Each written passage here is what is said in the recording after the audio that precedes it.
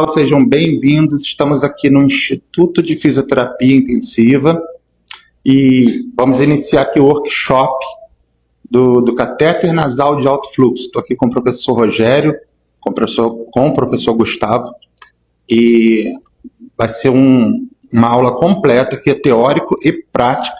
Você pode acompanhar ao vivo, essa gravação também vai para outras plataformas para ficar registrado, para quem quiser assistir posteriormente completo, tá bom? E não esqueçam que já estão abertas as inscrições para pós-graduação em fisioterapia nas urgências e emergências. Tá bom, pessoal? Um abraço para todos, boa aula e até breve. Vou passar aqui para o professor Rogério. Bom dia. Então, como a gente já vinha conversando, né, eu vou fazer só uma introdução a respeito das especialidades, né, por que isso, né? Porque eu sou formado em 1994, né? Então, durante essa música é do logo que o Hélio fez, botou... eu não percebi, então eu botei a musiquinha, mas a música é boa. Mas a música é boa, né? Então, deixa eu tirar a música. Então, nessa época, eu mesmo fui um grande defensor do que a fisioterapia em terapia intensiva, ela abraçava também a urgência e a emergência. Isso aconteceu durante muitos anos. Muitos acreditavam, como eu, que não havia necessidade, né, de gerar uma segunda especialidade para isso. Só que as coisas são dinâmicas, a evidência científica era dinâmica, né, a coisa está evoluindo de uma forma bem favorável para nós, fisioterapeutas, evoluindo cientificamente, mas a gente precisa o favorecimento, né, também da valorização profissional e financeira, que é outra coisa que a gente tem que lutar a respeito disso. Eu gosto sempre de deixar claro, porque não adianta a gente ser também hipócrita nesse sentido, né, porque algumas coisas precisam ser melhoradas.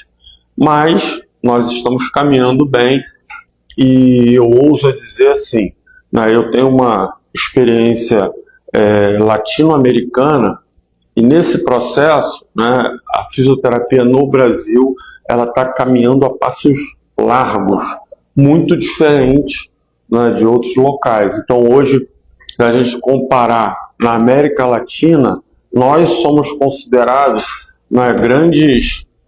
Fala, meu querido, tudo bem?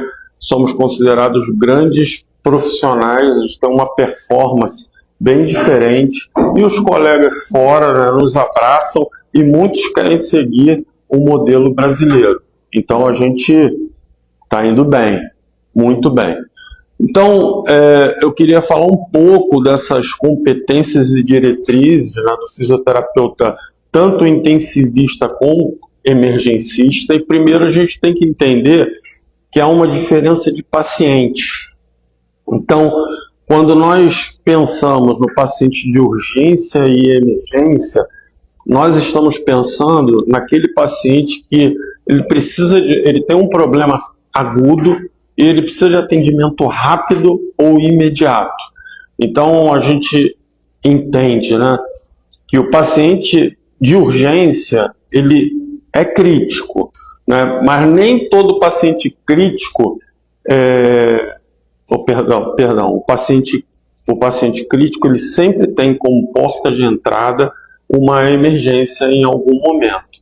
Então, isso quer dizer que o paciente crítico ele entra no estado de emergência, que muitas vezes a gente também precisa resolver esse problema dentro da UTI. Então, eu coloquei exemplos de paciente de emergência, que precisa de atendimento imediato, né? O paciente da PCR, o paciente de insuficiência respiratória grave, o paciente de infarto agudo do miocárdio, o paciente de AVC agudo, paciente chocado ou paciente de trauma grave. E o paciente da urgência, né, a gente já tem como exemplo um paciente de uma crise asmática moderada, um paciente com febre persistente, fraturas, dor intensa, hipertensão descompensada. E se a gente pensar nesse perfil, né, muitos desses pacientes podem evoluir para a terapia intensiva, até porque na terapia intensiva a gente tem uma classificação um pouco diferente. Então, o paciente da urgência e emergência, esse paciente de atendimento rápido, né, ou imediato, tem 3 focos importantes: estabilizar, identificar a gravidade e reduzir o risco de piora. E esse ambiente de urgência e emergência é um ambiente dinâmico. Então, normalmente esse paciente é atendido no pronto-socorro, na emergência hospitalar, nas unidades de pronto atendimento, nas UPAs e no SAMU.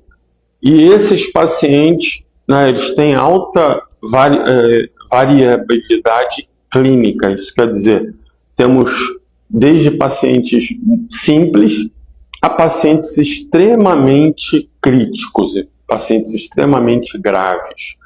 Então, temos um perfil de pacientes diferente desse paciente aqui, que é o paciente que vai para a UTI. Então, desses pacientes que entram para a emergência, são classificados, né, são estabilizados, e nós temos o paciente crítico. Esse é o paciente da UTI.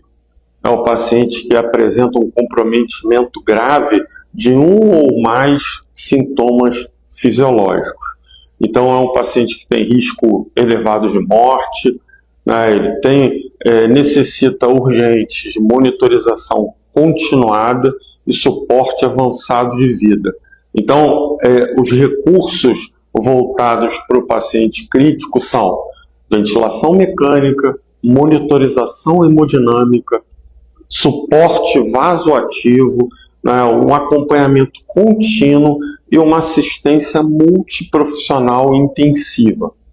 E aí nós temos as resoluções, que são as normatizações da vigilância sanitária, são da Anvisa, que diz, né, que o paciente crítico é aquele que necessita de cuidados intensivos especializados e de monitorização contínua devido à sua gravidade clínica.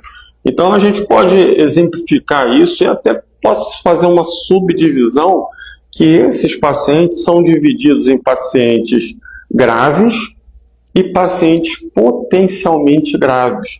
E aí é bom a gente exemplificar 2 tipos de doentes. Por exemplo, paciente de infarto agudo do miocárdio, que é um paciente que vai para a UTI, que é um paciente... por que ele vai para a UTI? Porque ele é considerado um paciente potencialmente grave, porque dependendo da classificação de risco desse paciente de infarto, às vezes ele respira espontaneamente, né? Ele está lá na UTI acordado, ele está conversando, está orientado, né? Mas principalmente nas primeiras 72 horas, ele tem um risco grande de evoluir com complicações como arritmias complexas ou insuficiência cardíaca, né? E por causa disso ele é um paciente potencialmente grave. E lá na UTI também a gente tem um paciente que é grave. É aquele paciente que já entra sobre assistência ventilatória, né, que tem uma complicação que precisa ser tratada continuamente. E aí o maior objetivo da terapia intensiva é esse tratamento continuado. Então, quais são as principais diferenças que a gente vê entre o paciente crítico e o paciente de urgência e emergência? Então, o paciente crítico é o paciente que tem um risco elevado de morte, e isso é continuado. O paciente de urgência e emergência, ele tem um agravo agudo, e esse agravo pode ser resolvido na urgência e na emergência. O paciente crítico, ele necessita de monitorização contínua. O paciente de urgência, ele necessita de uma avaliação rápida, né? Aí está a importância também de algumas diferenças, né, desse profissional que atua na urgência e emergência. O paciente de UTI, ele requer suporte avançado de vida. O paciente de urgência e emergência, ele pode ou não precisar de suporte avançado. Então, ele pode precisar receber uma via aérea artificial ou não, pode só respirar espontaneamente, ou pode fazer um tipo de oxigenoterapia, e daí o motivo da gente falar em seguida, né, dessa forma de suporte de oxigenoterapia de alto fluxo, que pode estabilizar e fazer com que esse paciente não tenha uma piora. O paciente de UTI, ele geralmente tem um tempo de internação. O paciente de urgência e emergência, ele pode receber alta depois de estar estabilizado. Então, muitas vezes o paciente entra com uma crise asmática, fica lá 24 horas e tem alta no dia seguinte, bem, né? Então, o ambiente do paciente crítico é o UTI. O ambiente do paciente de urgência e emergência é o pronto atendimento. O paciente de UTI, ele tem uma instabilidade continuada. O paciente de urgência e emergência, uma instabilidade que é transitória, né? Então, o paciente crítico precisa de cuidado intensivo contínuo e o paciente de urgência e emergência, intervenção rápida.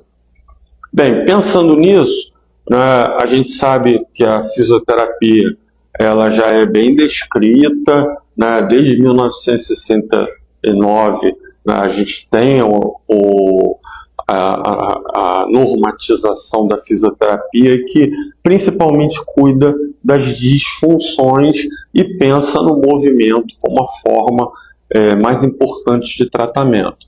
E vários estudos vêm mostrando evidência científica muito forte em relação à presença do profissional fisioterapeuta. Então, eu só coloquei, para que não ficasse muito vago para nós, 2 artigos.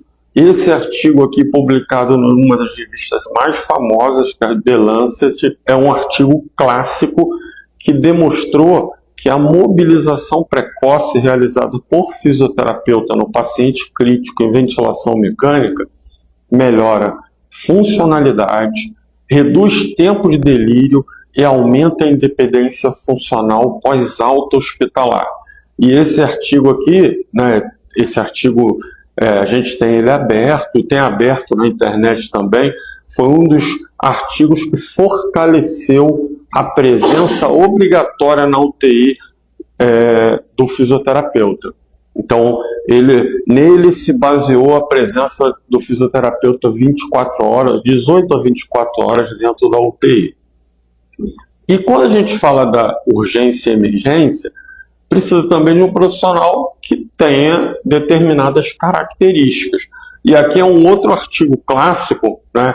Se você observar o outro, ele é de 1998, e esse aqui já é um artigo de uma revista, né, irlandesa, famosa, né, com uma qualificação alta, que falou da efetividade do fisioterapeuta no departamento de emergência, na porta de entrada do hospital, e investigou qual era a eficiência clínica. E aí, o que esse estudo demonstrou ao final? Que a presença do fisioterapeuta na emergência foi capaz de realizar avaliações clínicas seguras, foi capaz de reduzir o tempo de espera dos pacientes, melhorou o fluxograma no pronto-socorro, reduziu a sobrecarga médica, até isso a fisioterapia faz, né? E ainda, a alta do paciente, os pacientes respondiam o questionário e havia assim, uma alta satisfação dos pacientes, né, porque não precisavam de reavaliação médica e entendiam que a fisioterapia provocava, né, essa melhora nos pacientes. Então, a gente começou a perceber que precisa de algumas características, e tem lugares no mundo, né, que se baseiam em protocolos com fisioterapeuta na porta de entrada.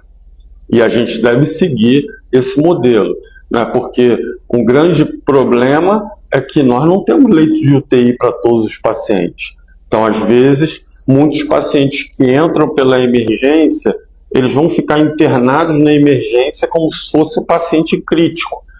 E alguns vão passar, né, para dentro da UTI, talvez sem a necessidade, podendo ser tratado melhor, mais rápido, com melhor eficiência na unidade de emergência. Então, existe uma relação entre esses pacientes.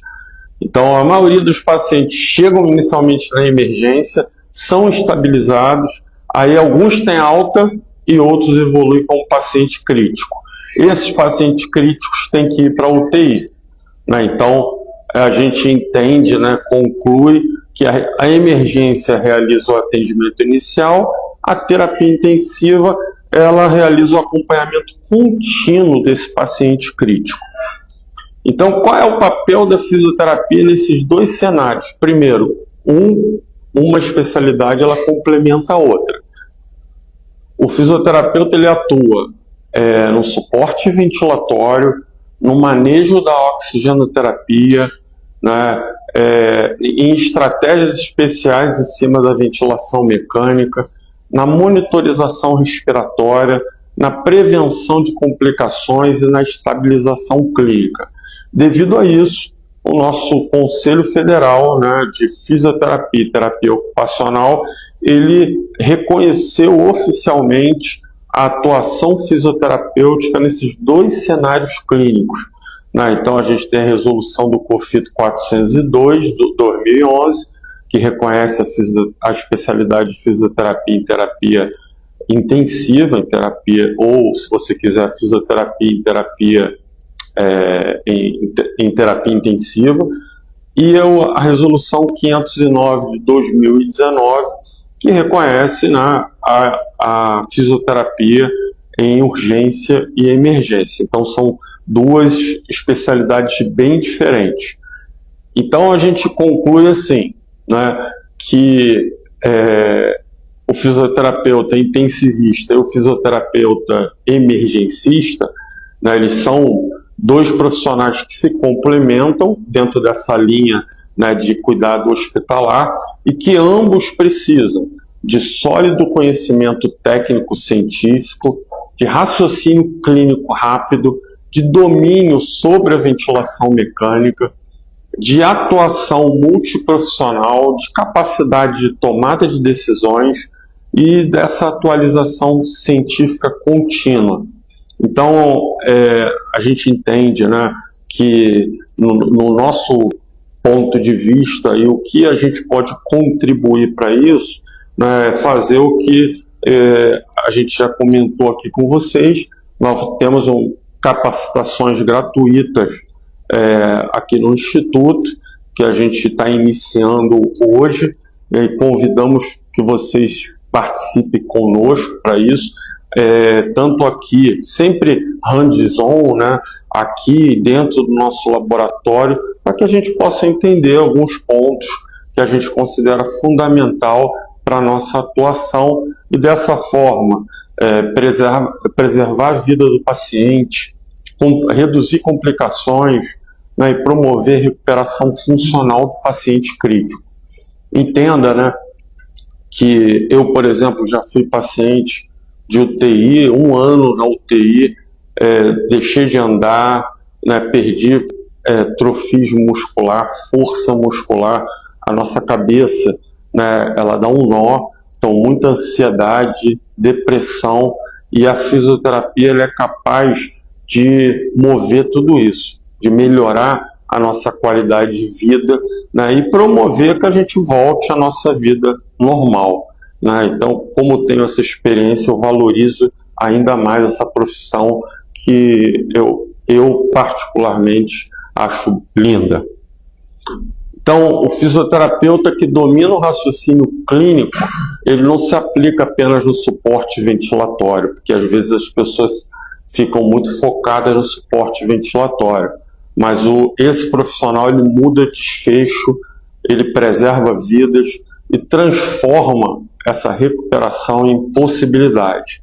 Então, deixar a mensagem que o melhor está por vir para nós, fisioterapeutas, e para os nossos pacientes, né? Eu vou deixar a palavra com o professor Gustavo.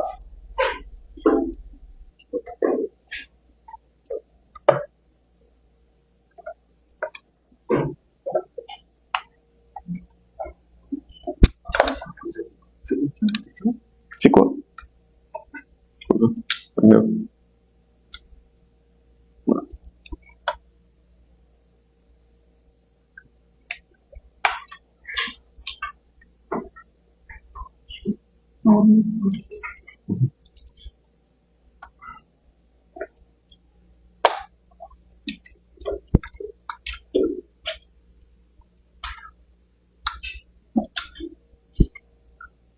Foi. Tem que usar isso.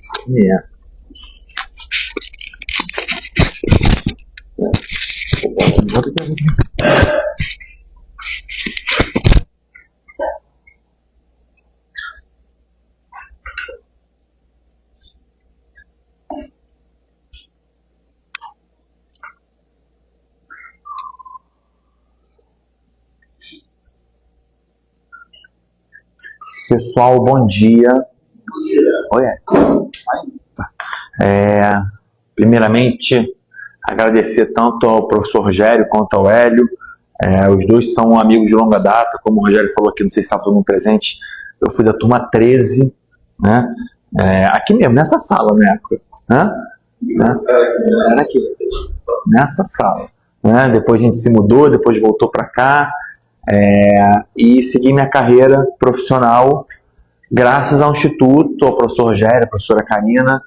Então, é sempre um prazer não só voltar, mas continuar, né? Quem acompanha comigo lá no Miguel Couto sabe que eu tô lá, boto uns 10 anos aí.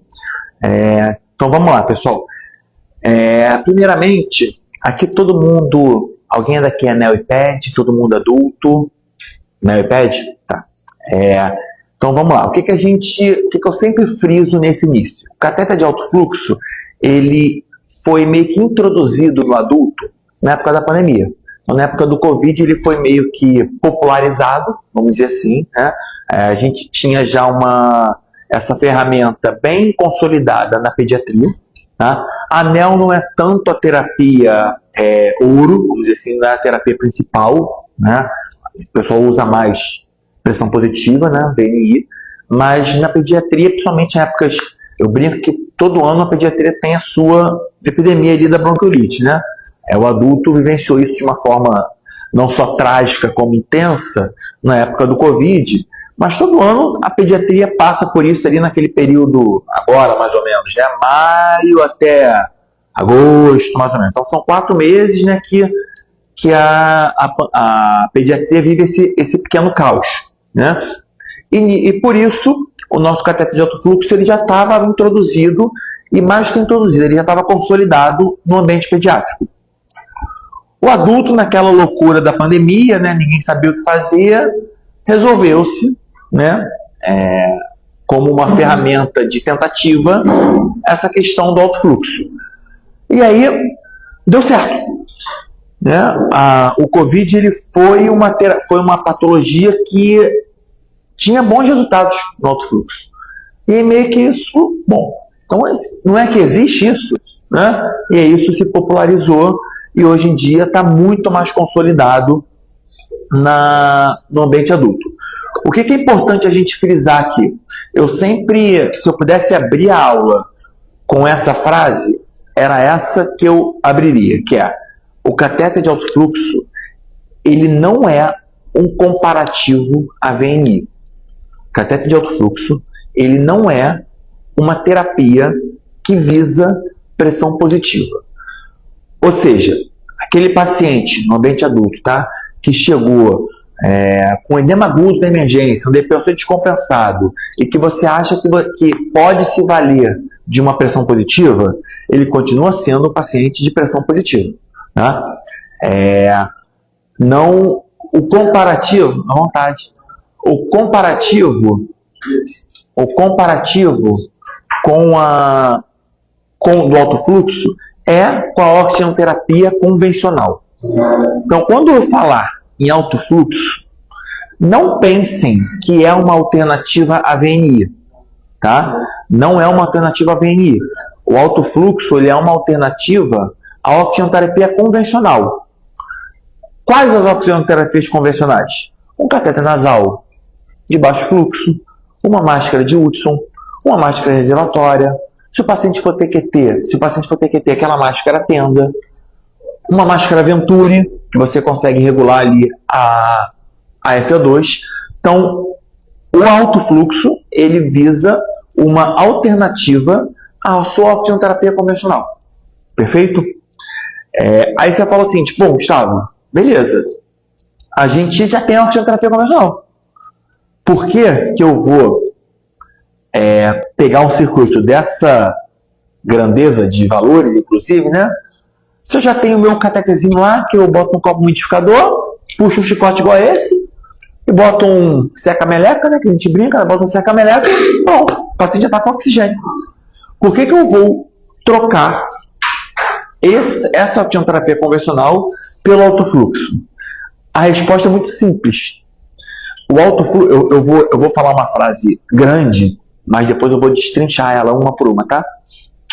O alto fluxo, ele é uma oxigenoterapia de forma umidificada e aquecida, com independência de fluxo oxigênio e uma oferta precisa de FO2. Eu vou falar uma por uma, tá? Vocês vão entender cada um desses conceitos. Então, o alto fluxo, ele é uma oxigenoterapia de forma umidificada e aquecida, com independência fluxo oxigênio e uma oferta precisa de FO2. Tá? Por quê? Agora entrando cada uma desses pontos principais. Por quê? Por que uma oferta precisa de oxigênio? Eu costumo trazer muita aula para casos clínicos, tá? Imagino que aqui a maioria ou trabalha na área, ou faz o treinamento lá no Miguel Couto, ou já fez estágio na época da faculdade. Então, eu trago muito para a nossa vivência prática. Tá? Por que uma oferta precisa de oxigênio? Vamos pensar o seguinte. Chegou um paciente para você na emergência. Tá? Chamaram um fisioterapeuta lá, chegou um paciente para você na emergência. E aí você vai lá, esse paciente está desaturando. Você vai botar o fluxômetro convencional. Tá?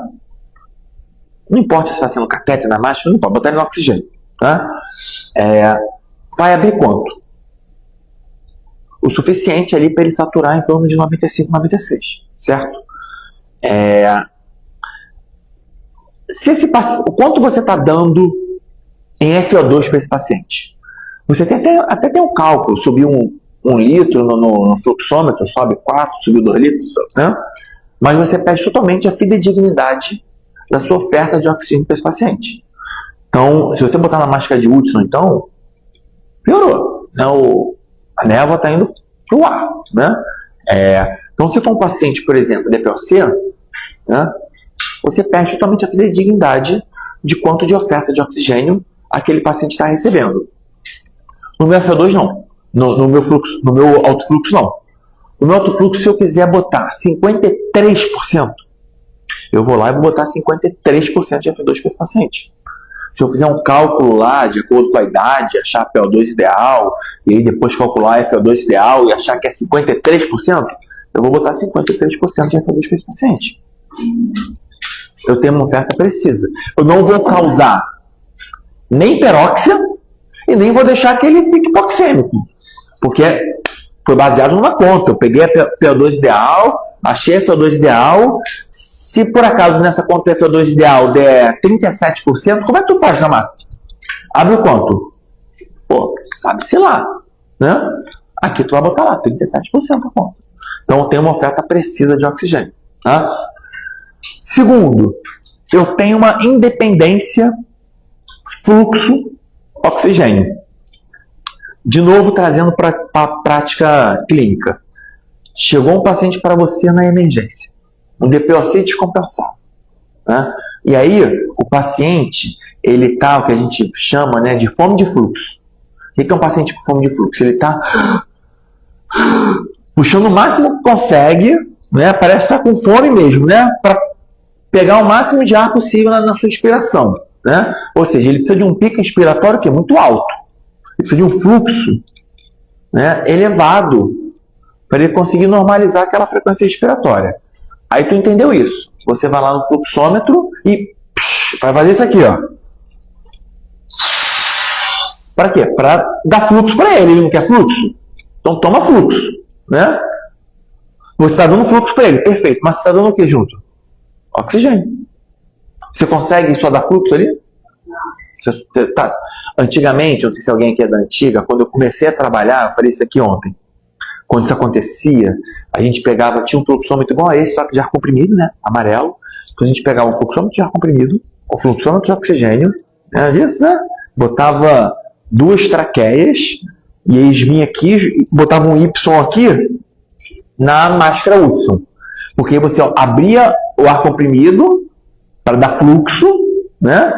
Que ali é 21%, né? Ar comprimido, e dava ali 2 litrinhos de oxigênio só para dar aquele cheiro, né? Não existe mais isso. Ninguém faz mais isso. Tem pelo menos 10 anos que eu não vejo isso acontecer no hospital. Ou seja, hoje, se você abrir seu fluxômetro para esse paciente que precisa de fluxo, você vai dar fluxo e oxigênio. Aqui não. Tá? Se eu quiser dar 60 litros de fluxo para um paciente adulto, eu vou dar 60 litros de fluxo com F2 de 21%. Se eu quiser na pediatria, no máximo da pediatria, que é 25 litros, 25 litros de fluxo, eu vou dar 25 litros de fluxo, F2 é 21%. Eu estou dando o quê? Só fluxo. Tá? Isso é muito interessante, principalmente para paciente de DPOC, né, que precisa de fluxo, mas que a gente sabe da toxicidade que o oxigênio causa para aquele paciente. Tá? E aí eu vou botar só fluxo para ele. Então eu tenho aí, o que eu já falei? A oferta precisa de FO2, uma independência fluxo-oxigênio, e por último, a terapia é o quê? Umidificada e aquecida. Né? Quais, né, as vantagens de uma terapia ser umidificada e aquecida? O nosso... Seca a meleca, tá? Sim, o nosso catéter convencional, tá? Ele é o quê? Seco e o quê? Frio. Por que frio? Você tem um lugar frio, né? Então o ar que sai dali é frio. Então você tem um ar seco e frio. Muitas vezes, você depois, o paciente dá mais paciente. Por que a gente, quando bota um paciente na traqueostomia, bota macro e bota água dentro? Para umidificar um pouco. Fica sem umidificar para você ver como é que vai ficar aquela secreção. Vai ficar uma pedra, né? Uma pedra. Não só a secreção da traqueostomia. Se o paciente tiver um catéter seco, né? Muitas vezes até lesão na mucosa nasal do paciente, de tão seco, né? E frio que é aquele ar. Aqui é o oposto. Eu tenho umidificação e aquecimento. Por que é muito importante a umidificação e aquecimento? Porque a gente tem... acho que só você que é da pediatria aqui. Eu já trabalhei na pediatria, tá, há um tempo. Eu brinco que eram os meus catarrentos. Né? Por que meus catarrentos? Porque, principalmente paciente pediátrico, mas adulto também a gente vê isso, são pacientes, muitas vezes, muito secretivos. E essa secreção não é uma secreção igual a gente, né, que vai ali no banheiro, espirra, assou o nariz e acabou o problema. Né? São secreções que, pela resistência causada em via aérea, levam a um esforço ventilatório. Tá? Muitas vezes a uma insuficiência respiratória pelo acúmulo de secreção. Né? Aí que entra o benefício de ser uma terapia umidificada e aquecida. Eu vou mostrar uns vídeos para vocês ali na frente. A gente tem um transporte mucociliar muito mais eficaz. Então você consegue remover essa secreção de uma maneira muito mais eficaz quando a terapia é umidificada e aquecida. Perfeito? Então isso foi um breve resumo ali do que a gente tem de conceito, né, do nosso alto fluxo. Tá? Perceba uma coisa aqui bem interessante. Eu até falei de Covid ali no início, né? Mas eu não falei de nenhuma patologia. Né? Isso quebra um pouco, porque, por exemplo, chegou um paciente com edema agudo na emergência. O que a gente faz? Avenida e Lasix. Só. só, né? Não que seja pouco, mas assim, você tem uma receita de bolo ali. Você vai botar uma VNI, né? O Lasix, né? Esperar o paciente urinar, né? No máximo botar um Teridil ali se o paciente estiver muito hipertenso, só. Então você tem uma receita de bolo para aquela patologia específica, do edema agudo. O alto fluxo é a condição clínica do paciente. Tá? O alto fluxo ele entra na condição clínica do paciente. A gente sabe, com expertise, que algumas patologias respondem positivamente, outras não, tudo mais, mas basicamente é a condição clínica do paciente. Quais condições clínicas? Isso aqui. Tá? A gente tem uma insuficiência respiratória hipoxêmica aguda. Tá? Eu posso até acrescentar aqui uma insuficiência respiratória leve ou moderada. Por quê? Leve ou moderada? Por que não grave? Uma insuficiência respiratória grave é critério de quê? Indicação de quê? Tubo. Perfeito? Eu brinco, né? As indicações de alto fluxo, elas terminam quando começam as indicações de tubo. Na verdade, qualquer terapia tem a sua indicação finalizada quando tem indicação de tubo. Aqui, quem trabalha na área, com certeza já ouviu aquela... Pô, vamos segurar um pouquinho na VNI. Cara, se você está pensando, se alguém está pensando em segurar da VNI, é porque esse time já passou. Né? Se alguém cogitou, pô, acho que tem que segurar na VNI, esquece, já... O primeiro critério de tubo é essa frase. Né? Então, quem fala isso é porque, pô, já era para ter entubado. Né? Mesma coisa com o alto fluxo. Então, assim como a VNI tem o seu time, né? O alto fluxo também tem seu time. Porque muitas vezes o paciente chega na sua emergência, no seu CTI, com critério de alto fluxo, passou. E foi lá, botou um catetezinho, o paciente foi piorando, botou uma máscara, e foi piorando, e aí tentou uma VNI, porque a VNI é mais fácil acesso, né? Pega uma máscara ali, bota, todo mundo sabe como é que funciona, né? Bota e tal, e aí 5 dias depois, pô, acho que cabe um alto fluxo aí, né? Mas o paciente já está com esforço ventilatório, né? Já está com total indicação de tubo e perdeu o time. Perfeito?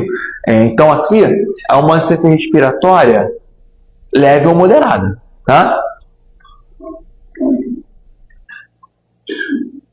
Aqui são umas indicações mais ou menos basiconas, mas assim, não vou nem... Isso aqui é o que eu falei antes. Vou achar outro aqui que é melhor. Aqui, eu costumo falar que isso aqui não é um protocolo. Quem trabalha no hospital, todo mundo já ouviu o que é POP, Protocolo Operacional. O que é POP? É um guia de bolso, vamos dizer assim, para alguma situação específica. O paciente vai ser entubado. O que eu tenho que fazer? Eu tenho que pegar o ventilador, passo 1, pegar o ventilador, passo 2, montar o circuito, passo 3, colocar isso. Você segue um protocolo para que aquela conduta seja realizada com a menor chance possível de erro. Certo? Isso aqui, ele não é um protocolo, porque o protocolo é algo muito mais amplo. Né? Isso aqui é só um norte para a gente ter na hora de tomar uma decisão. Por quê? Vamos lá, vamos tentar entender esse norte aqui. Eu tenho uma insuficiência respiratória, percebam que é uma acidose respiratória, né, moderada. O cara não está saturando 60. A opção seria indicação de tubo. O cara não está com pH de 7. Né? O cara está discretamente acidótico, né? Uma discreta retenção do CO2, né? E uma discreta dessaturação. Então ele tem o quê? Uma insuficiência respiratória leve ou moderada ali. Eu tenho duas opções aqui. Antes disso. Porque se for grave, se essa insuficiência respiratória aqui não for moderada e sim grave, é o quê? Tubo. Ventilação mecânica invasiva. Se o paciente estiver rebaixado, com pH menor que 7,25, em coma, hipotensão, chocado, né? Tu vai botar veneno, o cara está com 5/2 de PA. Né? E aí já é critério de tubo. Tu não vai botar veneno, o cara está rebaixado, né? Com Glasgow lá no pé. Né? Isso já é indicação de tubo. Né? E aí, mas ele tem uma insuficiência respiratória leve ou moderada. Tá? Eu tenho duas opções aqui, quando eu tenho essa insuficiência respiratória leve ou moderada. E que aí, nada substitui o homem, tá? O profissional. Tá? Isso aqui, essa decisão aqui é uma decisão que vai caber ao profissional. Tá? Se você não vai jogar no Google para saber o que você vai fazer aqui. Aí entra, né, a capacitação do profissional de saber avaliar se cabe um alto fluxo ou uma VNI. Tá? Escolher outro fluxo. Tá? Escolher outro fluxo. Botei uma FO2 aqui para ele sair da desaturação, tá? E botei um fluxo, paciente adulto, tá? Botei um fluxo ali de 50 litros por minuto, tá? O paciente melhorou. Opa! Melhorou, respondeu bem a terapia de alto fluxo, começa um desmame para a terapia de alto fluxo, que no final eu posso voltar para a oxigenoterapia convencional ou até para o ambiente mesmo. Tá? O paciente não melhorou. O paciente falhou. Tá? Ele teve aumento da dispneia, do esforço ventilatório ou qualquer outro critério de piora clínica. Tá? O que eu faço aqui? Eu obrigatoriamente preciso entubar? Não. Por quê? Lembra que eu falei lá no início que a avaliação ela é humano-dependente? Ela precisa de um ser humano olhar para o paciente, fazer essa avaliação? O cara pode ter errado, né? O ser humano é passivo de erros. Então, assim, ele pode ter chegado esse paciente com esse critério aqui, ser um edema agudo, o cara não percebeu que era edema agudo, botou um fluxo. Vai dar certo? Não. Mas aí ele viu aqui que, sei lá, 6 horas depois, pô, botei outro fluxo, não melhorou nada. Pelo contrário, até piorou. Pô, deixa eu reavaliar. Aí pode chegar um colega e falar, pô, cara, olha só, isso aí é edema agudo, cara. Não é alto fluxo, não, é pressão positiva, VNI. Então... Aí você parte para VNI. Ou não, o cara pode ter já um esforço ventilatório em nível de intubação. Tá? Então isso aqui é para você nortear quando começar, quando falhar e para qual caminho seguir em caso de sucesso ou em caso de falha. Tá? Esse quadrinho aqui eu gosto muito porque ele me mostra basicamente o que a gente tem de mecanismo de ação da terapia. Tá? Primeiro, o que eu tenho aqui, né? A hidratação, eu já falei, né? A hidratação foi o que eu falei da umidificação e aquecimento. Né? O oxigênio suplementar, eu já falei também, né? A oferta precisa de FO2. E falando um pouquinho dessas três aqui. Primeiro, por que conforto do paciente? Vamos lembrar o seguinte.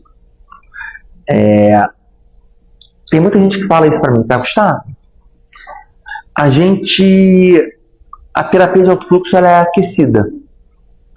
Pô, você ficar com ar muito quente não é ruim? Eu te explico por que não. Aqui no alto fluxo, a gente pode chegar até 37 graus. Que é a temperatura fisiológica ali, corpórea, se ninguém estiver com febre, né, obviamente. Né?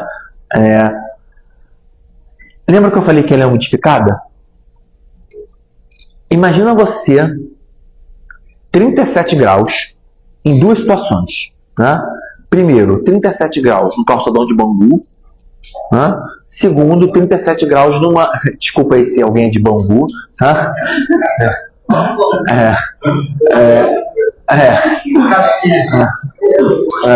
Ou 37 graus numa piscina aquecida. Aquelas águas termais. Se você pudesse se imaginar nesse momento, nessas duas situações, eu não preciso nem perguntar qual que você escolheria. Né? Por quê? Uma coisa é você 37 graus seco e frio, seco, outra coisa é você 37 graus umidificado. Né? Então a terapia de alto fluxo ela é umidificada. Tanto que, eu vou mostrar para vocês quando eu montar tudo, tá? Ela fica com essa bag d'água pendurada ali, e aí ela alimenta a nossa câmara aqui, e que você tem que trocar água quando acaba. Se você não trocar água, o aparelho alarma, porque ele superaquece. Só que antes do aparelho alarmar, o paciente te alarma. O paciente fala assim, fisio, muito quente. Por quê? Porque acabou a água, aquela terapia saiu da umidificada, que estava gostosinho para ele, né? Só que ele sai de uma sensação da piscina para ir para banho. Então você tem essa, né? Então a terapia, por ser umidificada, ela é confortável, né? Então os pacientes relatam um conforto maior quando eles colocam o catéter, por ser aquele arzinho quentinho ali, que é, ainda mais no ambiente frio de CTI, né? Fica gostosinho, né? Então você tem o conforto do paciente aqui. Essas duas aqui são as que eu mais gosto de falar, né? Por quê? Vamos pensar o seguinte, eu vou fazer uma analogia aqui, tá? Quanto a essa redução de espaço morto, tá? Aqui. E caramba. Eita, porra. Quanto a essa redução de espaço morto aqui, tá? Vamos pensar o seguinte. Pegamos um paciente com uma citose respiratória, tá? Lembra daquilo que eu falei, que a gente sempre volta para casos clínicos práticos, né? Peguei um paciente com uma citose respiratória.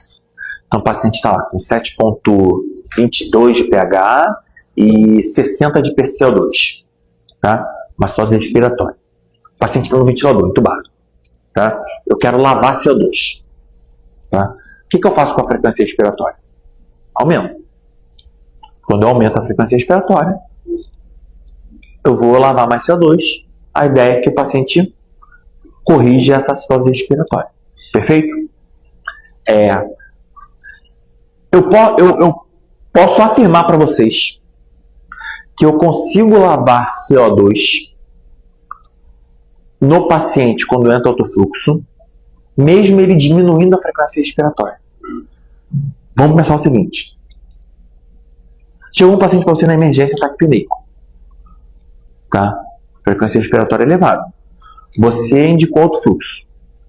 Qual o seu objetivo quando você indica alto fluxo em relação à frequência respiratória? Ele tem ataque pneumo, tá? Você quer que ela faça o quê? Diminua. Né? Se o paciente chegar com 30 de frequência respiratória na sua emergência, você botar alto fluxo, você não quer que essa frequência respiratória aumente. Pô, ninguém quer isso. Você quer que essa frequência respiratória diminua. Que o paciente saia ali da taquipneia e fique o quê? Eupneico. Certo? Aí você fala assim, pô, Gustavo, então se o paciente vai ficar eupneico, né, vai diminuir a frequência respiratória, tu não vai lavar CO2. Porque é um conceito diferente que a gente faz no ventilador, né? Que você aumenta. E eu te afirmo que vai. Por que eu te afirmo que vai? Porque isso aqui, ó. Imagina o seguinte, o paciente está com a frequência respiratória elevada. Então ele está lá. Ele está fazendo a exalação completa? Antes dele exalar todo o ar, o que acontece?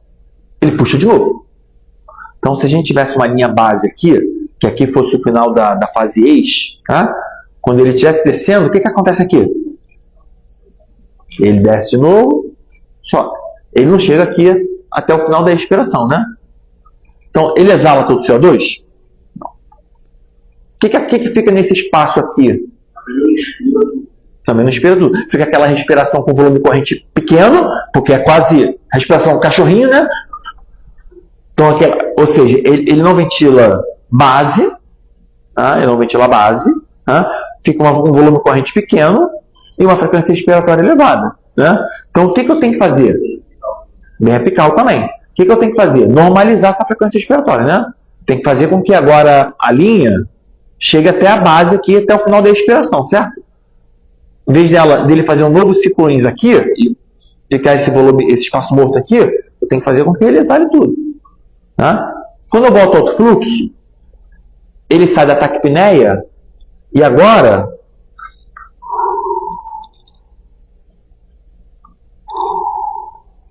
vem até a linha de base aqui.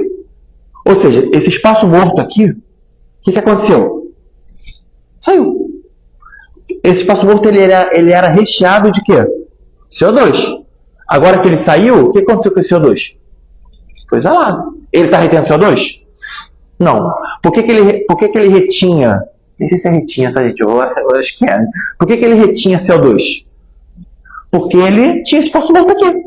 Agora que não tem espaço morto, ele conseguiu fazer a exalação completa. Então ele não lavou CO2 pela frequência respiratória. Ele lavou CO2 porque agora eu não tenho mais esse espaço morto ali. Eu consigo fazer toda a minha fase ex de forma completa. Entenderam essa parte do CO2? E isso aqui. Vocês vão achar que eu sou maluco, né? Porque se ela falar assim, tipo, Gustavo, você começou a aula falando que o alto fluxo não é uma terapia de pressão positiva. Não é uma terapia de pressão positiva. O que alguns estudos mostram? Que pode ser, presta bem, tá? Pode ser que em determinadas situações, com o paciente com catéter nasal bem posicionado, sentado no leito, com boca fechada, obviamente, porque se ele abrir a boca, despressuriza, com a boca fechada, pode ser que ele tenha alguma oferta de pressão positiva dinâmica. Então, se o paciente tem lá uma pressão positiva, por que dinâmica? Porque vai variar de cada ciclo, tá? Quando a gente fala PIP do ventilador, ela não varia de cada ciclo. A gente bota lá PIP de 10, quando chega a 10, a válvula exalatória PIP, então vai ser todo o ciclo 10 no ventilador. Aqui não. Aqui é dinâmica, porque o paciente num ciclo ele pode estar assim, ó, com a boquinha um pouco aberta. No outro ele pode estar com a boca fechada. Então cada ciclo pode variar. Num ciclo ele pode estar mexendo no catéter e sair um pouco da posição, de posicionar, tá? Mas vamos imaginar o paciente em condições ideais de CNTP, né? Igual na aula lá de física, de biologia, né? Melhor dos mundos, né? Ele pode ter uma pressão positiva ali dinâmica de 1 a 2 centímetros de água. Então o paciente faria uma pipa de 5, vai fazer uma pipa, sei lá, de 7. Né? É uma terapia de pressão positiva? Se o paciente precisa de pressão positiva, é isso que você vai indicar? Não. A pressão positiva que pode acontecer, não é que vai acontecer não, tá? A pressão positiva que pode acontecer, ela é dinâmica, ela é basicamente irrisória, tá? Ela é irrisória e ela é consequência da terapia, não é objetivo, tá? Se o paciente precisa de pressão positiva, não escolha outro fluxo. É só para a gente ter uma ideia de que, eu vi um estudo que mostrou que o paciente sentado, bonitinho, catéter bem posicionado, boca fechada, cada ciclo ele tinha um acréscimo de 1 centímetro a 2 centímetros de pressão positiva. São muitas variáveis. Muitas variáveis para ter uma pressão positiva muito pequena. Né? Então é consequência da terapia, não é o objetivo dela. Perfeito, gente? E aí, vamos lá. Isso aqui, eu gosto desse quadro porque desmistifica a ideia de que é voltada para alguma patologia específica. Isso aqui são as 5 aplicações no catéter nasal de alto fluxo. Tá? Se você olhar, isso aqui começa por aqui, tá? Esse aqui é o primeiro, evitar o escalonamento, tá? Se você começar, se for aqui no sentido horário, isso aqui vai formar uma jornada ventilatória de um paciente, que são os 5 momentos de aplicação da nossa terapia. Primeiro momento, o paciente chegou na sua emergência, tá até o desenho aqui, tá vendo? Ó? Hospital, casa, tá? O paciente está aqui, ó. E aí, esse paciente chegou na sua emergência. Você acha que aquele paciente tem uma indicação de alto fluxo. Você coloca o alto fluxo na porta de entrada. Qual é o seu objetivo aqui? Qual é a sua aplicação aqui? Evitar o quê? O escalonamento. O que é o escalonamento? Se esse paciente responder bem, talvez ele não precise de um CTI. Né? Porque, imagina você, geralmente é sábado, 3 da manhã, tá? Imagina você lá, sábado, 3 da manhã, chega na emergência, o paciente está clínico. O médico vai encaminhar ele para onde? Amigo, CTI. Já não vai nem... O cara pode já estar clínico porque ele veio correndo de casa. Vai ganhar... Tá? É lógico que alguns procedimentos de intubação, o médico pode querer bloquear o paciente. Bloqueador neuromuscular. Aí não, aí você vai ter que ir no ambu, porque o ambu tem aquela pipizinha ali do ambu que você vai... Né? Perfeito no alto fluxo. E aí, só para pegar um gancho dessa parte que eu falei, tá? Vamos imaginar o seguinte. Eu tenho um paciente que chegou na emergência, tá? Hipoxêmico, uma insuficiência respiratória leve, e você botou alto fluxo, ele respondeu muito bem, tá?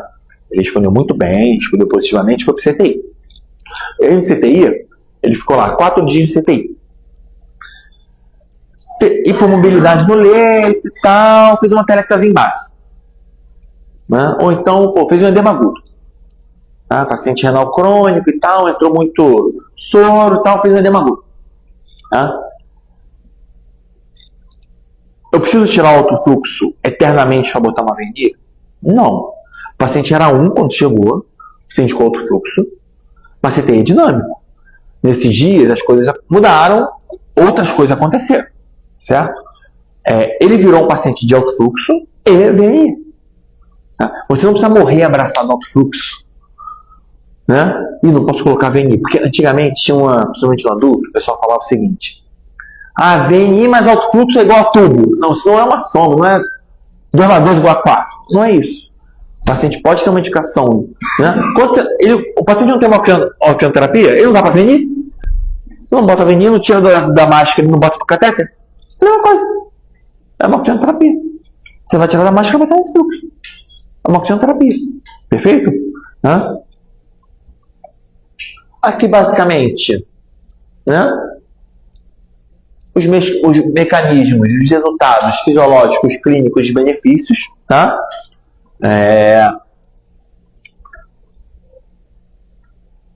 Aquilo que eu falei dos estudos, tá? Eu tenho um QR Code, vou pedir para o Rogério disponibilizar lá no grupo, que é um QR Code com um monte de artigos de alto fluxo, né? Que aí você pega, né? Eu nem sabia disso, porque quando eu recebi esse QR Code, eu recebi no celular, e aí eu olhei assim e falei, beleza, como é que eu leio isso aqui? Eu tenho que ter um outro celular para jogar aqui, né? E aí eu fiquei meio que assim, eu sou um pouco exclusão digital, né? Eu falei assim, cara, o que eu fiz? Aí tive que mandar para minha esposa, né? Eu falei assim, joga aí, deixa eu dar um, né? E aí mandei para ela, e aí eu depois, né, soube, né, que dá para você, quando você dá um print na tela, pelo menos você dá um print na tela, não é? Eu soube disso essa semana, né? Juro para vocês. Então, dá para você dar um print na tela e tem um negócio ali, os 3 pontinhos ali do lado, você clica ali e dá para ler, né? A primeira vez que eu tive que fazer isso, eu nem fiquei confuso quando eu quero, aí eu pensei mais no tirar. Entendeu? Aí eu tinha que abrir o laptop e ficar, entendeu? Era trocar o celular de qualquer pessoa para. Enfim. Aí eu só queria compartilhar essa minha descoberta, tá? Dá para fazer isso. Então, quando o Rogério mandar, façam isso, que você não precisa usar o celular de uma outra pessoa, tá? E isso aqui são alguns artigos, né? Isso aqui eu não gosto de falar dessa parte. Por que eu não gosto de falar dessa parte? Alguém que trabalhou na pandemia, no Covid? Então, no Covid, né? Trabalhamos juntos, aliás, né, eu e Hélio. No Covid, a gente ficou naquela ideia caos, né? Inclusive caos de insumos. Então faltava sonda, você pegava a sonda caía no chão, caralho, meu Deus, era a única sonda do hospital, entendeu? Uma coisa meio, né? Cenário de guerra. E aí o pessoal passou a... Quanto é que custa isso? Quanto é que custa isso aqui? Né? O pessoal passou a querer saber o custo de cada coisa. Algo que eu trabalho no CTI desde 2012, 2013.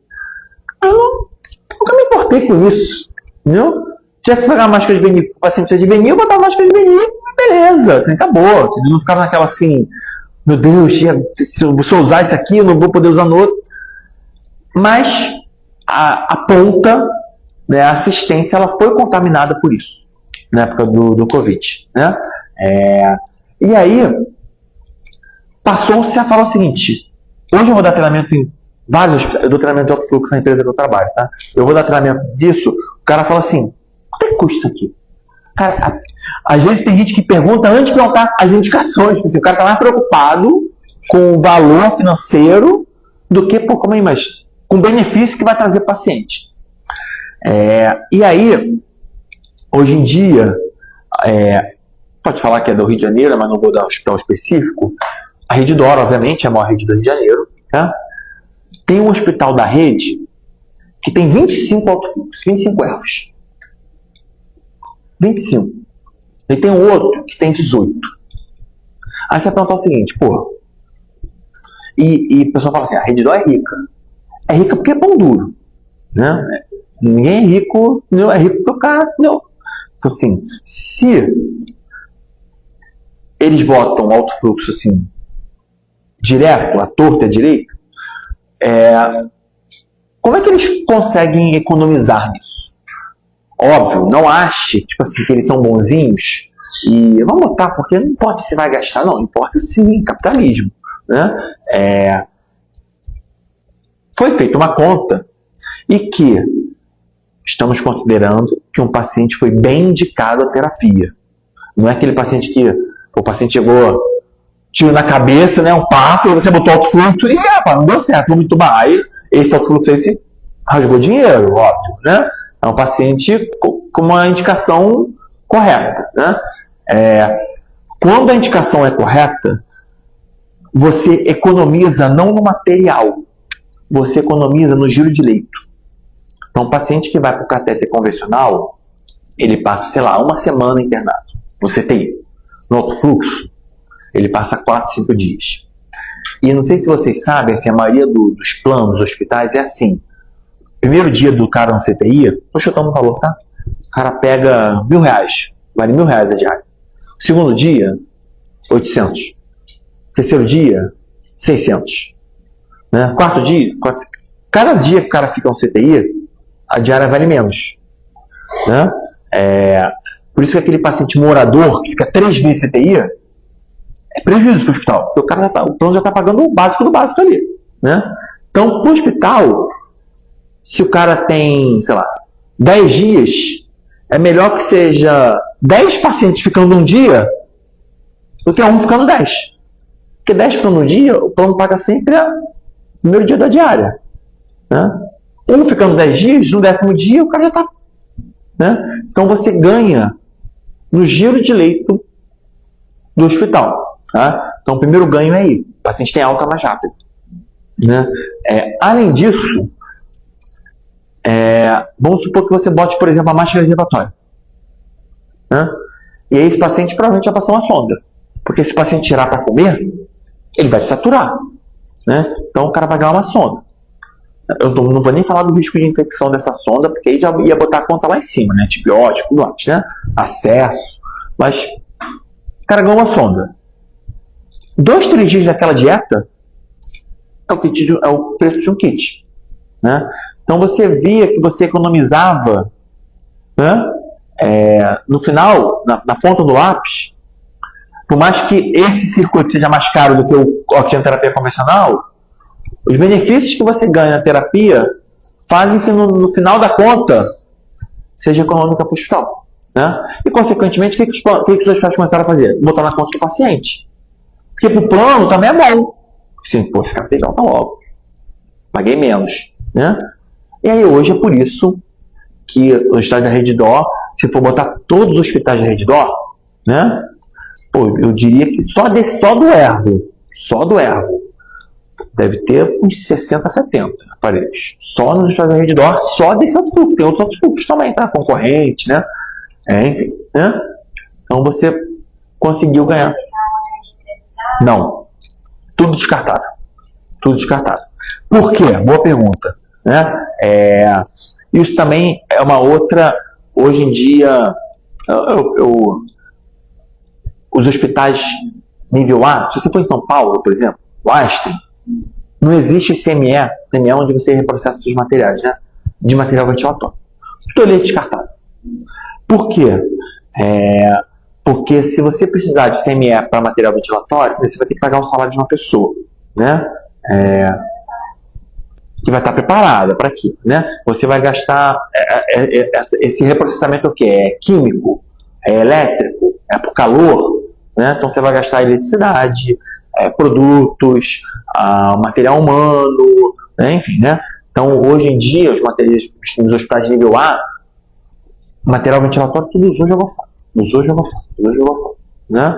Inclusive máscara de venir, tá? Mas circuito ventilatório, então, com bem mais frequência. O público usa até... Troca.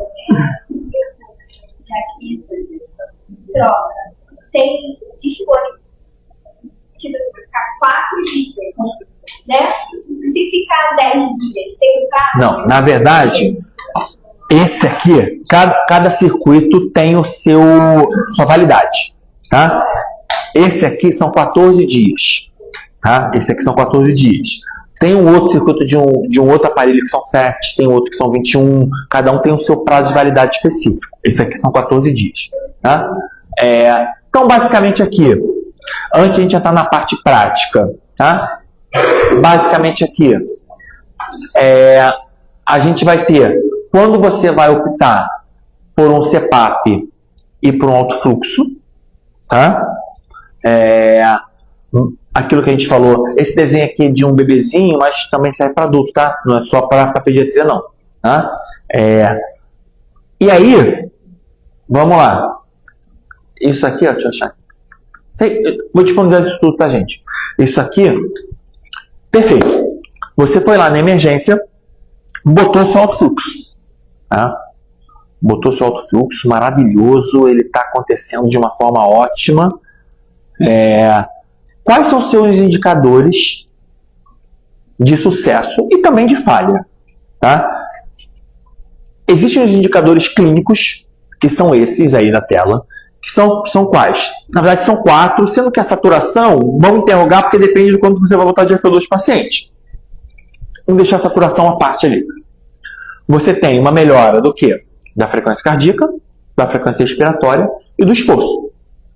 Então, você tem uma melhora igual diminuição nesse caso, né? Você tem que diminuir sua frequência respiratória, diminuir sua frequência cardíaca e diminuir seu esforço ventilatório, tá? Teve essas respostas na primeira hora, beleza, seu paciente tem alta chance de ter sucesso na sua terapia de alto fluxo. Provavelmente você indicou a terapia correta para ele. Mas a gente sabe que isso, a gente precisa de valores, né? Eu gosto muito disso na fisioterapia intensiva, que é o seguinte, eu não gosto de nada muito subjetivo. Então, tipo assim, como é que está a troca gasosa do paciente, por exemplo? Tá boa. Boa quanto? Né? E aí que algum gênio inventou o quê? A PF. Então, se eu falar para você o seguinte, olha só, a PF do cara está 350. Opa, tá bom. Porque quando eu tenho esse boa quanto em números, eu consigo ter uma avaliação muito melhor, né? Tipo assim, o cara está com a PF de 30. Eu preciso falar mais alguma coisa? Você já entende como o cara tá. Não precisa falar nada. O cara tá com PF de 90. Né? Então você já sabe quanto o cara, a qualidade, nesse caso a ausência de qualidade dessa troca gasosa. E que aí temos o quê? O nosso ROX. Gustavo, qual o cálculo do ROX? Não faço a menor ideia. Hoje eu pego o Physiotools, né? Jogo ali, né? Então assim, eu apenas jogo ali a frequência respiratória do cara, a saturação, né? A FO2 que ele está, e o cara, o aplicativo me dá o valor, né? Então, nesse caso aqui, eu tenho uma saturação de 94, com uma FO2 50 e uma frequência respiratória de 24. O aplicativo fez a conta lá, deu o quê? 7,83. Está acima de 4,88? Se está acima de 4,88, chance de sucesso. Por que é importante isso? Porque eu acho muito legal essa parte. Porque vamos pensar o seguinte. Você está com sua Ana? Perdão. A Ana está de plantão hoje. Minto, hoje é quinta, a Ana está de plantão segunda. E aí, segunda, o ROX desse cara era 7. E aí, na terça-feira, com sua Ana bem? A Andréia estava de plantão, na terça. O ROX do cara era 6,2. A Ana pegou plantão na quarta. O ROX do cara é 5,7. A André pegou plantão hoje. O ROX do cara é 5. O que está acontecendo? Pô, tá dando ruim. Você consegue ter uma... Porque senão, se não existisse o ROX, ou se a gente não utilizasse, a Ana ia passar para a André o seguinte: tá bom. Aí ela ia voltar assim: ah, tá bom, mas não tá tanto. Aí ela ia voltar: olha, tá mais ou menos. Ia ficar uma coisa muito subjetiva, né? Então o ROX, ele te dá um valor, né? Que você consegue mensurar a qualidade daquele paciente, né? Da parte ventilatória desse paciente muito mais fidedigno, né? Exatamente para quê? Para você não segurar um pouquinho no alto fluxo. Igual segurar um pouquinho na avenida, cara, tá descendo a ladeira, a paciente tá ficando pior, o ROX está piorando. Você tá vendo que esses sinais clínicos aqui, ó, que a gente viu aqui, de frequência cardíaca, respiratória e esforço, estão piorando. Pô, tá dando ruim, né? Aí você pega um laboratório, o PCR está aumentado, o cara está mais inflamado, ou então, pô, o leuco disparou, o cara pegou alguma infecção, aí tu fala assim, pô, cara, o negócio não está indo bem, vamos, né? E aí você consegue ter essa prevenção e entubar antes do que segurar um pouquinho alto fluxo. Perfeito? Isso aqui basicamente é uma tabela um pouco prática em relação a fluxos, mas existem cálculos de fluxo ideal, tá? Baseado em literatura, um que vai por quilo, por peso do paciente. Você tem cálculos para a mensuração de fluxo ideal, tá? E aí eu vou passar, deixa eu botar aqui, deixa eu só...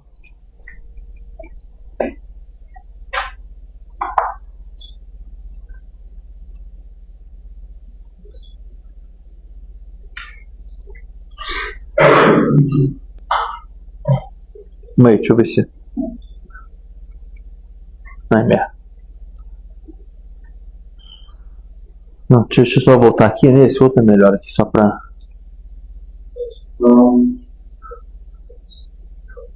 Deixa eu ver se é esse aqui que vai. Ele demora um minutinho pra começar aqui, mas só pra... Ó. Vou passar alguns vídeos pra vocês, tá? Esse vídeo aqui... o cara tá falando alguma coisinha extra, dá pra ouvir aí, né? Mas o que eu quero mostrar depois é quando o vídeo começar a rodar. Percebam o seguinte: aqui ele me faz uma comparação de isso aqui é um muco, tá? Então imagina uma visão microscópica ali da sua via aérea, ali, principalmente da sua mucosa nasal, tá? E aqui é uma terapia 100% umidificada, tá? Aqui, ela tá bem umidificada, né? Tá 90% umidificada. E aí percebam, esses pontinhos pretos aqui são como se fosse a secreção, né? Eu vou botar um alto fluxo aqui a 25 litros por minuto, obviamente unidirecional, né? Só fase in, de alto fluxo, né? Aquecido, tá? E aí percebam a diferença do transporte mucociliar. Aqui, ó, a bolinha preta, tá? Daqui, tá vendo como aqui, né? Ela tá parada, né? E aqui, ó, né? Por quê? Ó, isso aí estão paradas, né? Ou seja, aquele paciente, principalmente na pediatria, né? Que é um acúmulo de secreção muito grande, né? Esse paciente, quando é utilizado com ele umidificação aquecida, né? Você consegue fazer essa limpeza mucociliar muito mais eficaz, esse transporte, né?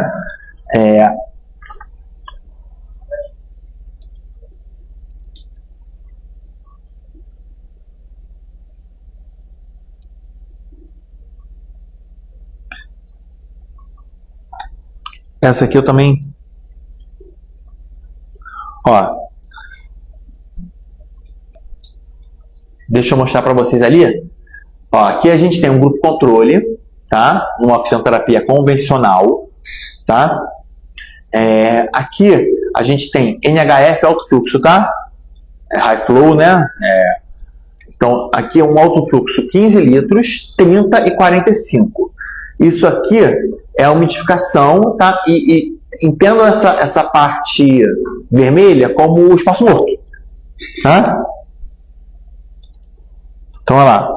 Olha o que acontece com essa parte vermelha. Quanto maior é o meu fluxo. Percebam como ela diminui, né, em comparação ao grupo controle. Tá?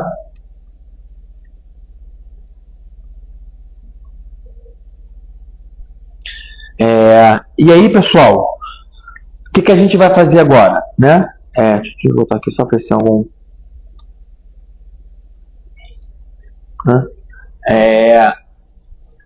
Então, vamos lá.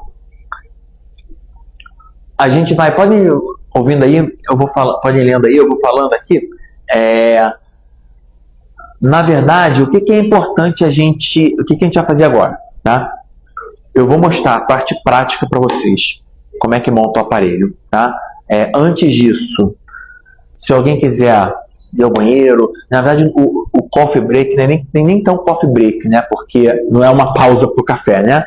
Até perguntar para a Júlia lá se quer que faça isso agora de manhã, antes da parte prática, né? E depois a gente vem para a parte prática, tá? E aí eu explico para vocês como é que a gente monta, como é que ele funciona, tá? Hoje tem menos gente do que ontem, tá? Ontem isso aqui faltou cadeira ontem. E aí o que eu vou pedir para vocês? Vamos fazer a parte prática, vocês em pé aqui, que vocês veem ontem a gente teve que botar o ao vivo, né? Porque não dava para ficar todo mundo em pé aqui. Mas hoje tem pouca gente, tá, para vocês aproveitarem aqui melhor, tá? Posso dar a pausa aqui? Pode. Pessoal, teremos uma pausa agora. Deixa eu até falar com a Júlia. Daqui a pouco teremos outro ao vivo para a aula prática. Então, quem está aí nos assistindo, não saiam daí, fiquem atentos, que a aula prática daqui a poucos minutos, tá bom? Só uma pausa para o café aqui, tá bom? Valeu, galera.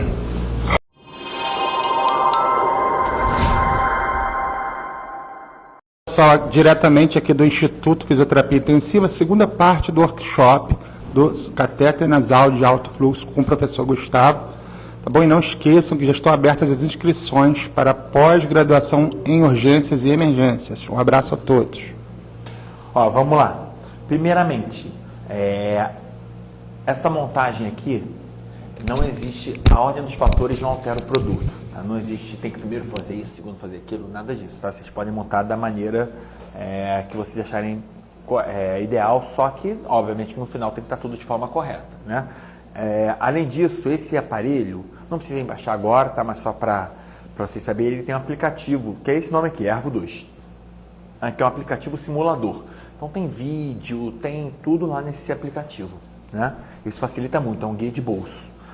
E por último, só para vocês entenderem um pouquinho, esse aqui é o aparelho, até o momento, como a gente falou lá, do professor Rogério falou no início da aula, até o momento, ele é o mais moderno do mercado. Já lançou o Ervo 3, né, semana passada mesmo, né? Quarta e quinta passada a gente estava em São Paulo, na feira hospitalar, porque foi o lançamento do Ervo 3, né, que tem bateria interna, o fluxo é mais alto, enfim, né? Mas lançou semana passada, né, não tem nenhum hospital ainda no Brasil que tenha, mas até o momento esse Ervo 2 ele é o mais moderno do mercado. Existem outros concorrentes, tipo o Vapoterm, que é da White Martins, né? Mas bom ponto. O Ervo, assim como a Vapoterm, né, o aparelho, eles são aparelhos específicos para alto fluxo. O que é isso? Esse aparelho que só faz alto fluxo, ele não faz mais nada, né? Não que seja pouco, tá? Só alto fluxo, tá? Mas não que seja pouco, mas assim, ele é um aparelho dedicado exclusivamente ao alto fluxo, assim como o Vapoterm, tá? Vocês podem falar assim, pô, Gustavo, mas eu já vi um alto fluxo no ventilador. Tinha um ventilador que o paciente estava no modo alto fluxo. Os ventiladores mais modernos hoje, eles já possuem um módulo de alto fluxo. Como é que você faz o alto fluxo no ventilador? Você tem uma base, tá? Que você pode colocar no Servo-E, né? Ou em outros ventiladores que tem um módulo. É uma base, tá?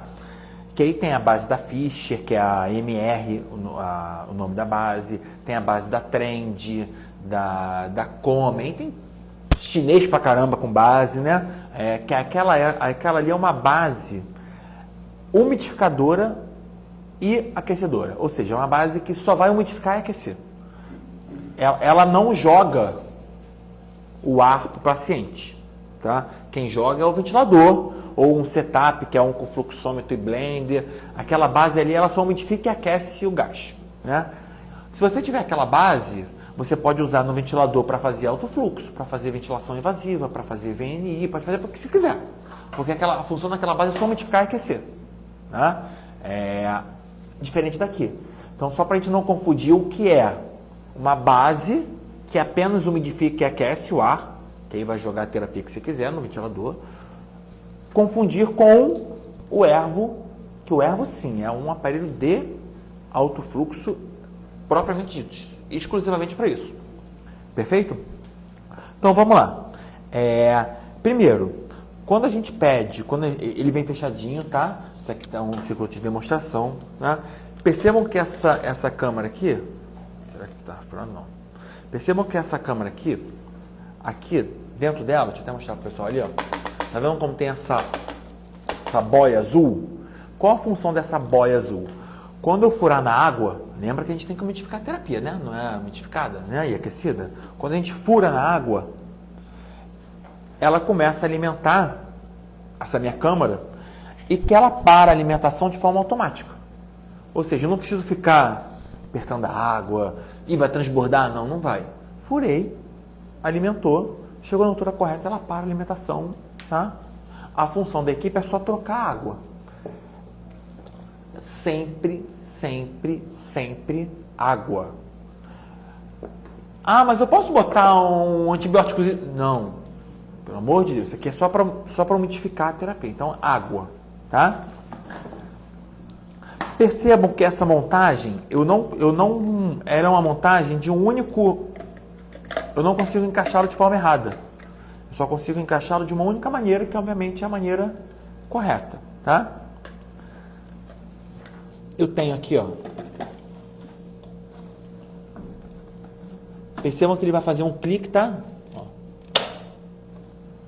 Perfeito, está bem acoplado. O aparelho, quando a gente usa no paciente, ele fica num pedestal, bonitinho, encaixado, com uma altura correta para você botar água aqui, tá? Aqui é só uma demonstração. E aí percebam, eu vou furar aqui na água.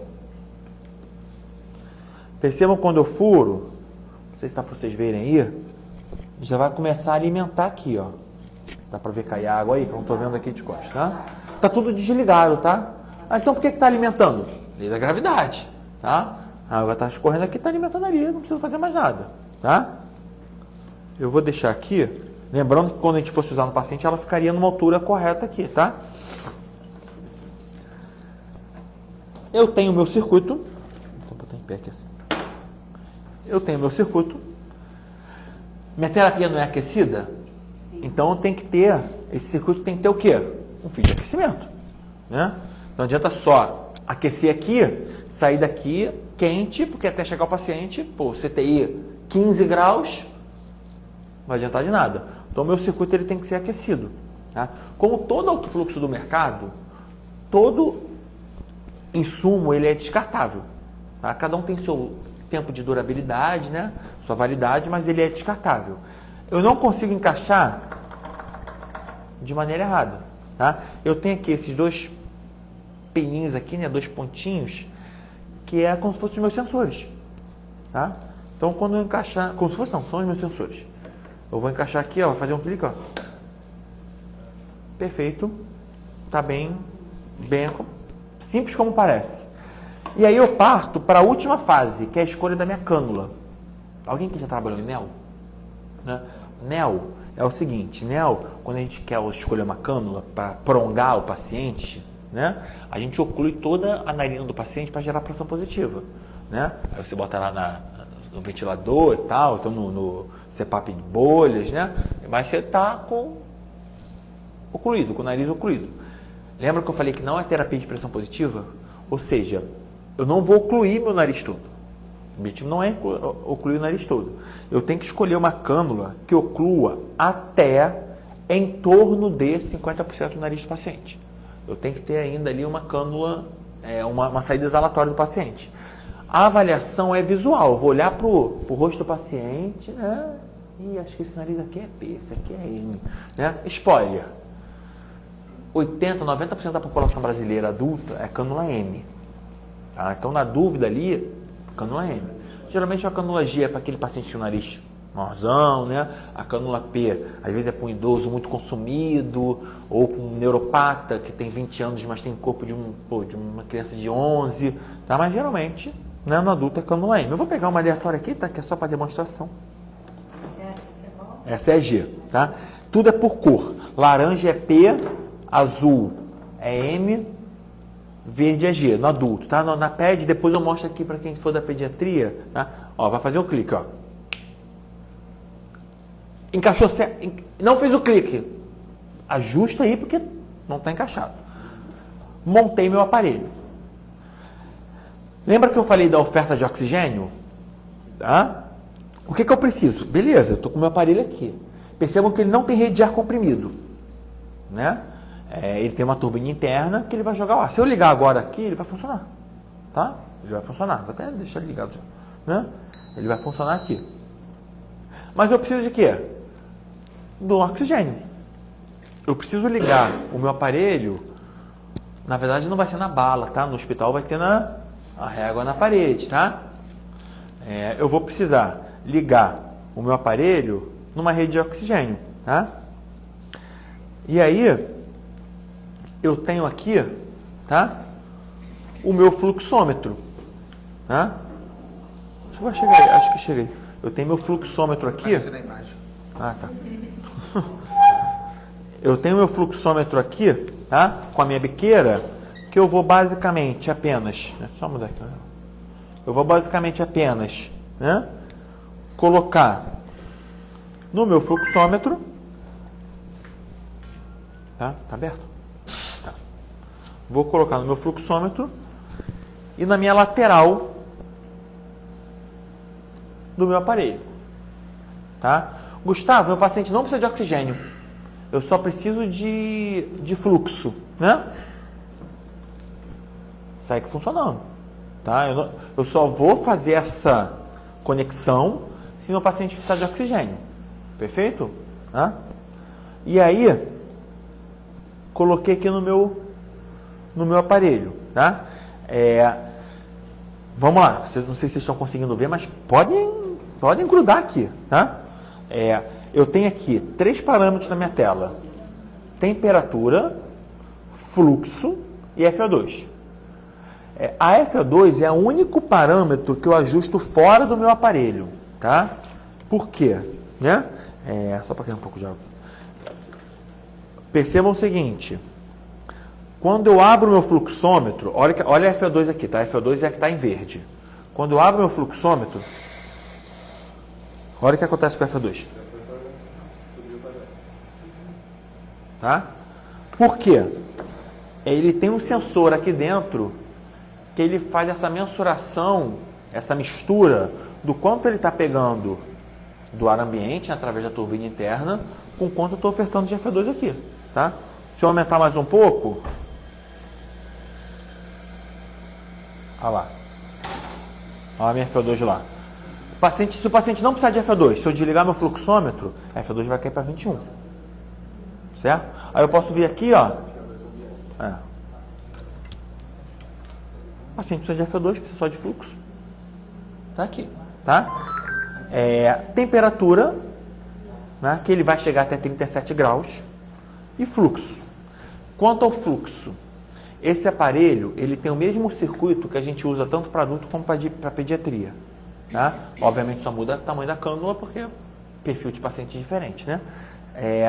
O que a gente tem aqui? Ele está no modo adulto. Tá? Depois eu mostro para vocês como é que a gente muda. Ele está no modo adulto. Eu tenho um fluxo de 10 a 60. Tá? No modo pediátrico, eu tenho um fluxo de 2 a 25. Então, tenho 2 a 25 pediatria, 10 a 60 adulto. Tá? Se eu estiver com uma cânula adulto, como é esse caso, eu tenho que estar no modo adulto. Se eu estiver com uma cânula pediátrica, eu tenho que estar no modo pediátrico. Não sei se alguém já trabalhou, só para vocês terem uma ideia aqui. Vou mostrar para vocês um negócio aqui que eu acho bem interessante. Vamos aí. Não sei se alguém já trabalhou no Covid. No Covid, quando a gente estava no CTI, o paciente chegava na máscara reservatória, né? Você ouvia, só para vocês terem uma ideia, eu vou botar aqui, calma aí.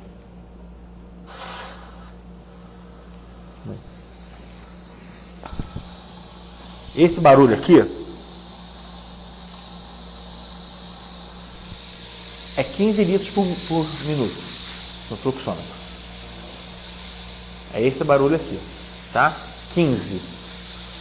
O aparelho, ele tá a 45, ele tá o triplo de fluxo que tá aqui. O aparelho tá com 45 litros por minuto. Aqui tá 15, tá? Ó. Isso aqui é o triplo do fluxo daqui. Infinitamente mais silencioso, tá? 15 litros aqui é muito mais barulhento do que 45 litros aqui. Não? Aí também entra aquilo que a gente falou do conforto do paciente. Imagina o paciente ficar no leito com 15 litros aqui. Isso aqui no ouvido, aqui, entrando na mente dele, dormindo com isso aqui. Né? Aqui a gente tem 45 litros por minuto. Se eu for botar 15 litros aqui, vai parecer que está desligado. Tá? Ou seja, ele é muito mais confortável para o paciente por causa disso, né? E você consegue jogar um fluxo muito mais elevado. Mas esse fluxo já começa nos 50? Não, existe um cálculo. Perdão, até te cortei, né? Nem deixei você acabar essa pergunta. Existe um cálculo, aí é protocolo da casa, tá? Um cálculo de fluxo ideal para cada paciente, né? De acordo com o peso e tudo mais. Hoje em dia, no adulto, o pessoal costuma meio que preconizar uma forma meio empírica de começar algo em torno de 50, né? Mas, não, eu quero seguir o que diz a literatura, eu quero fazer um cálculo. Existem vários cálculos embasados pela literatura, né, com evidências clínicas, que você consegue achar esse fluxo ideal, tá? Como é que eu mudo aqui meus parâmetros? Né? Quando eu aperto aqui, eu tenho aqui o fluxo, ele está sempre com o cadeado fechado. Se eu pressiono, seta para cima, seta para baixo, abre e eu ajusto aqui, ó. Tá? Subo e desço aqui, tá? O que eu acho muito interessante. Eu vou simular um alarme, tá? Eu vou desconectar aqui o aparelho, tá? Ó. Ele me alarma aqui, ó. Verificação de circuito, ele me desenha aqui na tela lá. Se tiver alguma coisa errada. Olha lá. Ele vai me desenhar aqui na tela exatamente o que está acontecendo, ó. Entendeu? Eu venho aqui, conserto. Pronto, resolvido o problema, né? Como é que eu mudo de modo, né? Se eu pressionar 8 segundos a minha tecla play, tá? Ele vai sair do modo adulto e vai para o modo... Aí eu tenho que vir aqui, trocar a câmera. Né? Pronto, tá? Se eu quiser voltar para o modo adulto, eu pressiono aqui 8 segundos, tá? Ele sai do modo júnior, eu só venho aqui, troco a minha cânula. Tô aqui. Perfeito, pessoal? Assim, a montagem é simples, tá? O uso é muito simples, tá? Ele é bem fácil o manuseio, tá? Se você segurar, não, segura aqui. Tá quentinho, tá? Não é um quente, meu Deus, vai me queimar, não. Hã? Não é um quente. Hã? Acho que acabou a água. Vai. E é isso, pessoal. Dúvidas na montagem? Dúvidas? Existem vários aparelhos de alto fluxo, cada um com a sua montagem específica, tá? Não é porque eu trabalho com esse que eu de fato prefiro esse, tá? Porque ele é bem silencioso, eu consigo chegar a 60 litros por minuto, tá? Cara, quem baixa o aplicativo então, tem vídeo da montagem, tudo ali, tá? Ela também é bem explicativa. Simples, só tem 5 botões aqui, então não tem muito que você inventar. No modo adulto, sim. Na pediatria, de 2 a 25. Tá? Ou seja, no total, de 2 a 60, né? Dependendo de como você vai usar, de 2 a 60. Né? É o mesmo esquema do fornecimento de FiO2 no outro paciente, né? Você vê a necessidade. Se eu posso botar aqui, encaixar do lado, acho que precisa de 37% de FiO2. Vou abrir aqui até chegar a 37 aqui. Né? Eu não preciso nem me preocupar se aqui está com 5, 10, 15, não importa quanto está essa litragem aqui. Porque ele vai jogar aqui o quanto está dando de FiO2. A sua referência vai ser aqui na tela. Tá? Dúvidas, pessoal? Perfeito? Se vocês quiserem, tá? Estou à disposição, tanto lá no grupo. O meu Instagram o nome que está lá, Gustavo Scansete. É um sobrenome difícil mesmo, mas da Rocha. Tem um da Rocha no final aí para facilitar. Né? Então, o Guga, sei lá, Guga Scansete. Podem mandar coisas por lá, podem perguntar, fiquem totalmente à vontade. Tá? Espero que vocês utilizem bastante na prática clínica de vocês. Vocês vão gostar. Tá? Obrigado, gente. Boa tarde para vocês. Né? Obrigado. Obrigado a todos. E venham para cá para o Instituto de Fisioterapia Intensiva. Aguardamos vocês. Um abraço. Tchau, tchau.